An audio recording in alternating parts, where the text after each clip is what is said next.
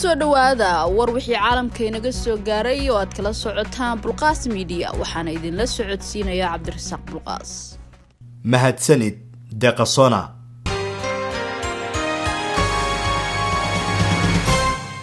wasiirka amuraha dibadda ee dawladda federaalka ee Soomaaliya Maxamed Cabdirasaaq Maxamuud oo ka hadlayay khilaafka dawladda federaalka ee Soomaaliya kala dhaxeeya Kenya ayaa waxa uu sheegay in madaxda IGAD ay Soomaaliya ay saareen culays badan si markaasi Soomaaliya ay u xalliso arrimaha diblomaasiyadeed ee Kenya. Talaabada ugu horeysa waxa ay noqon doontaa in xiisadda la dejiyo waanuna aqbalnay taasi ayuu yiri wasiirku iyadoo shardi looga dhigayo buu yiri in la sameeyo guddi wax ka qabta cabashooyinka Soomaaliya. waa kan wasiir Maxamed Cabdirasaaq oo ka hadlaya arrintaasi. ahayd in eedeymaha ay u soo jeedisay Kenya ay ku soo bandhigto oo kaga hadasho shirkaas hase yeeshee madaxdii IGAD ee halkaas joogtay waxay aad cadaadis noogu saareen Soomaaliya in arrinkan uu noqdo mid lagu xalliyo IGAD dhexdeeda oo uu noqdo mid laga gaaro wada hadal iyo is-afgarad oo halkaas aan arrimaheena ku xalino. talaabada ugu horeysana ay tahay in xaaladda la dejiyo ama de-escalation waxa la yiraahdo oo hoos loo dhigo xiisadda. Soomaaliya taas waa ay ogolaatay laakiin waxaanu ku xirnay shuruud in loo saaro guddi arrimaha ay Soomaaliya ka ashkatoonaysay waxay ahaayeen dhowr arrimood qaarkoodna aan idin kala hadli karno qaarkoodna aan ka gaabsan doono maadaama hawshaas ay wali socoto.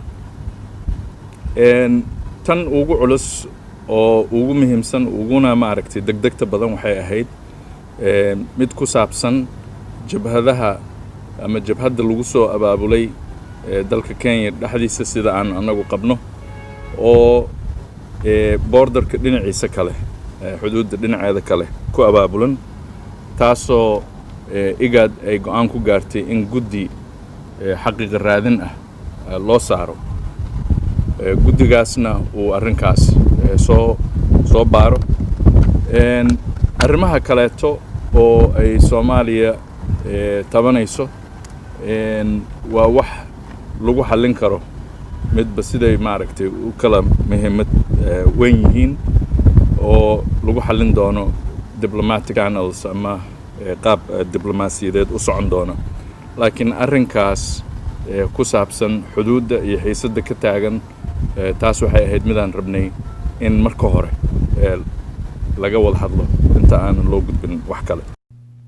ciidamada Soomaaliya ayaa waxa lagu soo waramayaa in ay gantaalo lidka diyaaradaha ah ay ku rideen diyaarad military oo ay leedahay Kenya taasi oo sawirro ka qaadanaysay fariisimaha ciidamada ee xadka labada dal. sidaasi waxa ku waramay TV-ga gaarka loo leeyahay ee Radio Shabeelle oo ka howlgala magaalada Muqdisho. mid ka mid ah dadka deegaanka Balad Xaawo oo Shabeelle ay waraysatay ayaa waxa uu yiri saakana waxa lagu waabaristay diyaarad maxaan ku raadaa kuwa wax sawiro oo maxaan ku raadaa hawada saddexaad ku jirto oo ciidanka kulkiisa taagan aaga ay ciidanka isku fadhiyo waa daamar bay ka haydo waxay ka soo gashay dhanka garbaare xageeda kuwa wax sawireen ahayd ciidankana gantaalay ku rideen dibna uma soo noqonin guud ahaanna maxaan ku raadaa ciidanka wuxuu ku jiraa islaambay 100% godka kama baxaayo. si kastaba ha ahaatee arrintani waxa ay ku soo beegmaysaa xilli dawladda federaalka ee Soomaaliya ciidamo ay ku daabulayso xadka Soomaaliya ay la wadaagto Kenya. ciidamada Mareykanka ee ka baxaya Soomaaliya kama baxayaan qaaradda oo dhan ama xitaa gobolka. generaalka hogaamiya taliska Mareykanka ee Afrika ayaa digniin u diray dagaalyahanada Shabaab bayaan uu soo saaray toddobaadkan. qorshuhu waxa uu yahay in ciidamadaasi Mareykanka ah loo diro saldhigyo kale oo ku yaala bariga Afrika kuwaas oo ay ka mid noqon karaan Cambelemanier oo ku yaala Djibouti ama Manda Bay oo ku taala Kenya. inkasta oo taliyaha ciidamada Africom General Stephen Townsend uusan faahfaahin ka bixin goobta. Pentagonka Mareykanka ayaa ku dhawaaqay bishan December 4 in madaxweyne Donald Trump uu ku amray Africom in ay digaragosho ay sameeyaan ciidamada ka jooga Soomaaliya ka hor inta aan la gaarin sanadka cusub ee 2021. howlgalka Mareykanka ee Soomaaliya waxa uu ku lug lahaa duqeymo xagga cirka ah iyo kobcinta ciidamada dawladda gaar ahaan kuwa lugta ee danab si loola dagaalamo kooxda jihadoonka ah ee Al-Shabaab. si loo cadeeyo Mareykanku kama baxayo ama kama bixinayo bariga Afrika ayuu Townsend uu ku qoray bayaankiisa. waxaa naga go'an inaanu ka caawino saaxiibadayada Afrika inay dhisaan mustaqbal ammaan leh. waxaan sidoo kale awood aan u leenahay inaan garaacno Al-Shabaab waqtiga iyo goobta aanu dooranno waa inaysan natiijabin ayuu yiri.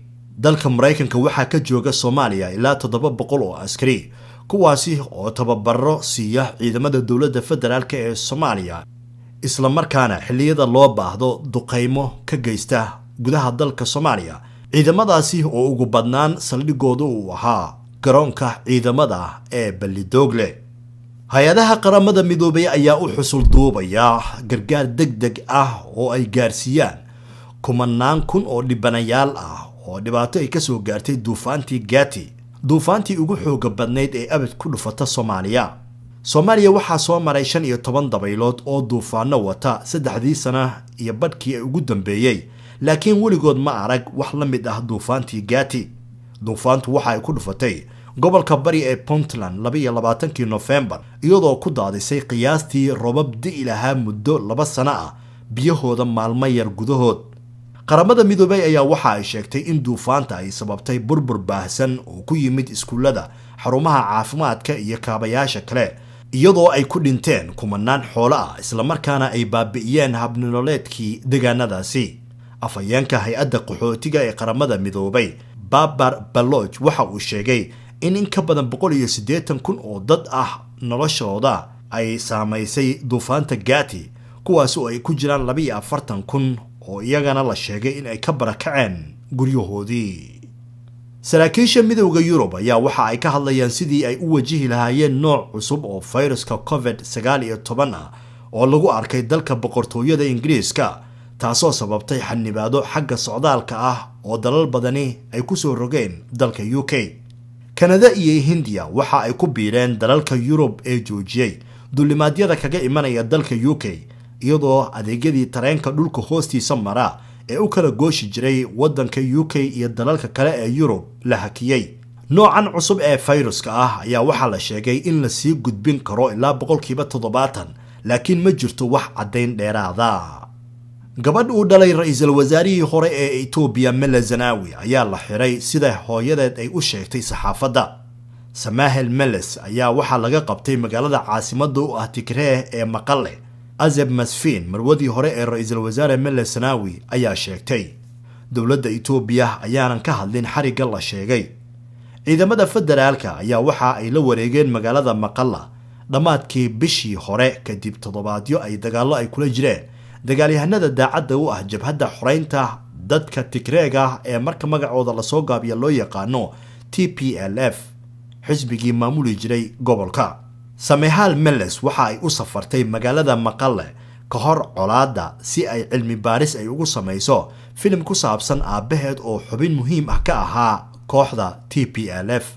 Meles waxa uu hogaaminayay Ethiopia horaantii 90-meeyadii ilaa uu ka dhintay sanadkii 2012.